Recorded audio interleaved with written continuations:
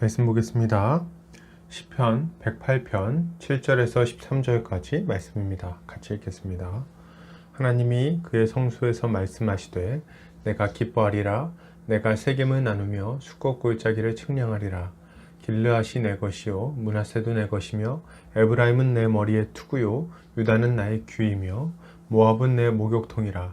에돔에는 내 신발을 벗어 던질지며 블레셋 위에서 내가 외치리라 하셨도다. 누가 나를 이끌어 견고한 성읍으로 인도해 드리며 누가 나를 에돔으로 인도할꼬. 하나님이여 주께서 우리를 버리지 아니하셨나이까. 하나님이여 주께서 우리의 군대들과 함께 나아가지 아니하시나이다. 우리를 도와 대적을 치게 하소서. 사람의 구원은 헛됨이니이다. 우리가 하나님을 의지하고 용감히 행하리니 그는 우리의 대적들을 밟으실 자이심이로다. 아멘. 시편 108편 7절에서 13절까지 원수들에게 신을 던지며 크게 외치시는 주라는 제목으로 말씀 보겠습니다. 신자는 세상 속에서 믿음으로 살아가야 합니다. 그런데 살다 보면 세상이 커 보이고 우리는 작아 보일 때가 많습니다. 이러한 때에 우리는 어떻게 믿음으로 살 수 있을까요? 오늘 본문을 통해 함께 살펴보도록 하겠습니다.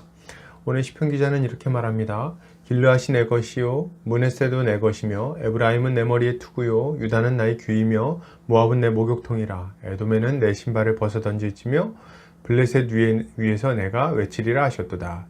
시편 기자는 하나님께서 그의 성소에서 말씀하시기를 길르앗과 므낫세와 에브라임과 유다가 다 자신의 것이라고 선포하십니다. 그리고 그들을 괴롭히는 이방 민족들은 그의 목욕통이자 신발장에 불과하다고 말씀하시죠. 하나님은 그 악한 이방 민족들을 짓밟고 서셔서 크게 외치실 것입니다. 하나님이 그 성소에서 말씀하시는 것은 이스라엘이 성소를 향해 부르짖어 기도할 때 그 기도에 응답하실 것이라는 약속과 관련이 있습니다. 하나님은 그곳에서 이스라엘과 맺은 언약을 기억하시고 그의 대적들을 치실 것입니다. 여러분, 신자는 하나님께서 자신을 의지하는 자들을 아끼시며 그들과 함께 하셔서 대적들을 치실 것임을 믿어야 됩니다. 우리는 하나님이 우리의 편이라는 것을 굳게 믿고 의지해야 됩니다. 왜요? 우린 죄인들 아닌가요? 예, 우린 죄인이죠. 그러나 우리는 우리의 영원한 대제사장 되신 예수 그리스도를 힘입어 하나님 앞에 부르짖는 자들이기도 합니다. 하나님은 예수 그리스도를 믿고 죄에서 떠나 은혜를 구하는 자들에게 반드시 응답하십니다. 하나님은 우리의 대적들을 밟으실 거예요. 우리를 핍박하고 죄 가운데로 유혹하는 악의 세력들과 싸우시고 그들을 무너뜨리실 겁니다. 전능하신 우리의 창조주는 악의 세력을 밟으시고 우리에게 구원을 주실 것입니다. 여러분, 하나님은 우리를 아끼십니다. 그리고 우리를 위해 친히 보복하십니다. 우린 이것을 굳게 믿어야 할 것입니다. 계속해서 보겠습니다. 시편 기자는 이렇게 말합니다. 하나님이여 주께서 우리를 버리지 아니하셨나이까. 하나님이여 주께서 우리의 군대들과 함께 나아가지 아니하시나이다. 우리를 도와 대적을 치게 하소서. 사람의 구원은 헛됨이니이다. 시편 기자는 하나님께 기도합니다.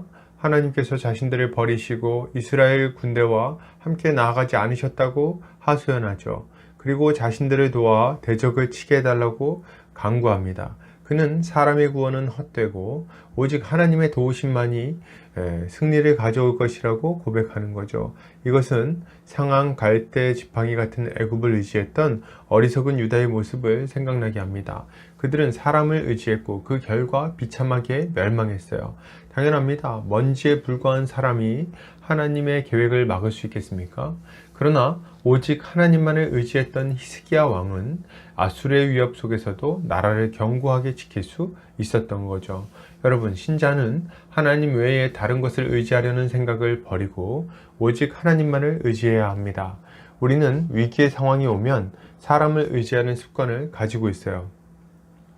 힘 있는 사람, 권세 있는 사람을 의지해서 위기를 벗어나고자 한다는 말이죠. 그러나 그것은 어리석은 일입니다. 우리가 위기를 벗어나고자 의지한 것들은 상한 갈대지팡이에 불과해요. 그런 것들을 의지하는 것은 더 큰 고통을 가지고 올 뿐입니다.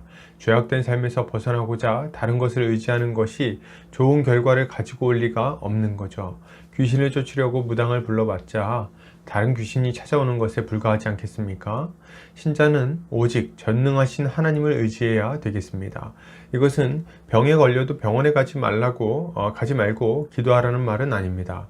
병원이나 기타 여러 국가기관들은 하나님께서 우리를 돌보기 위해 일반 은총 가운데 주신 것들이죠. 우리는 얼마든지 그런 것들을 활용할 수 있습니다. 그러나 우리는 우리의 중심을 좀 살펴볼 필요가 있습니다. 하나님께서 우리의 인생을 돌보시고 우리의 문제를 해결하시는 우리의 왕이시며 치유자라는 믿음을 가지고 있는지 살펴야 된다는 거예요. 하나님은 살아계십니다. 우리의 인생을 주목해서 보시고 세심하게 돌보시죠. 병에 걸리든지 사업이 어려워지든지 사람과의 관계에서 고통을 당한다든지 하나님은 이 모든 문제에서 우리를 도우십니다.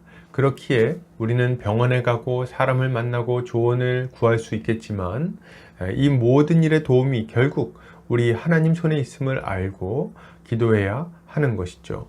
이렇게 할 때 하나님은 우리가 기대하지 않았던 예상하지 못했던 놀라운 역사를 통해 우리의 인생을 새롭게 만들어 주실 것입니다. 계속해서 보겠습니다. 시편 기자는 이렇게 말합니다. 우리가 하나님을 의지하고 용감히 행하리니 그는 우리의 대적들을 밟으실 자이심이로다. 시편 기자는 하나님을 의지하고 용감하게 행하겠다고 말합니다. 그는 이렇게 할 수 있는 이유는 하나님께서 자신들의 대적들을 밟으실 자이기 때문이라고 말하죠. 그는 믿음을 가지고 적들과 싸우겠다고 고백하는 것입니다. 여러분, 신자는 하나님을 믿고 세상과 당당히 맞서야 됩니다. 우리가 세상 속에서 계속 패배하는 삶을 사는 이유는 무엇일까요? 아니, 세상적으로는 성공하는데도 불구하고 영적으로는 계속 패배하는 이유가 뭘까요? 두 가지 이유를 생각해 볼 수 있는데, 첫째는 내가 신자가 아니기 때문이거나 둘째로는 아예 싸우지 않기 때문입니다. 우리가 신자라고 생각할 때는 두 번째 이유를 생각해 볼 필요가 있겠죠. 우리는 왜 싸우지 않을까요? 싸우기 전부터 이미 패배할 거라고 굳게 확신하기 때문입니다. 세상과 부딪혀봐야 나만 손해다, 절대 이길 수 없다, 나 혼자 열심히 한다고 해서 바뀌는 것 하나 없다 등등 많은 논리가 우리의 머리를 지배하고 우리의 싸움을 방해합니다. 그러나 여러분, 이런 여러 가지 말들에 휘둘리지 않으시기를 바랍니다. 왜냐하면 하나님이 살아계시기 때문입니다. 그는 우리의 대적들을 밟으시고 우리의 영적 전투를 승리로 이끌어 주실 거예요. 그러니 우리는 담대하게 이 영적 싸움에 뛰어들어야 하겠습니다. 하나님은 우리를 영광스러운 승리를 얻도록 해주실 거예요. 결론을 드립니다. 여러분, 신자는 하나님께서 자신의 백성을 아끼심을 믿고 오직 그만을 의지해야 됩니다. 그리고 그가 승리를 주실 것임을 믿고 세상과 맞서야 되겠어요.